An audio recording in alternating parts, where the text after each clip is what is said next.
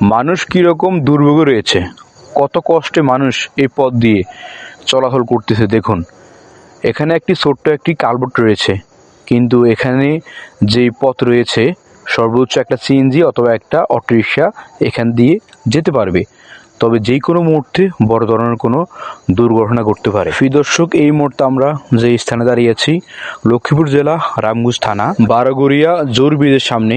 দেখুন এই কালভার্টের উত্তর পাশ দেখুন, কোনো মাটি নেই, ভাঙা। এর দক্ষিণ পাশে দেখুন কোনো মাটি নেই, ওই সাইডটাও ভাঙা। ওরা ইচ্ছা করলে, যারা এই ব্রিজের কাজ করতেছে দক্ষিণ পারে, ওরা ইচ্ছা করলে এই উত্তর পাশে দক্ষিণ পাশে বল্লি কূপে এখানে কয়েক বস্তা মাটি ফালাই দিলে আপনি সিএনজি, ট্রাক, মাইক্রো এখান দিয়ে যাতায়াত করতে পারতো, কিন্তু তারা এই কাজটি করেনি। যে অবস্থা তারা রেখেছে, যে কোনো মুহূর্তে এখানে বড় ধরনের কোনো দুর্ঘটনা করতে পারে। 2টি বছর দক্ষিণ পাড়ে যে ব্রিজটি হচ্ছে তারা ফেলে রেখেছে।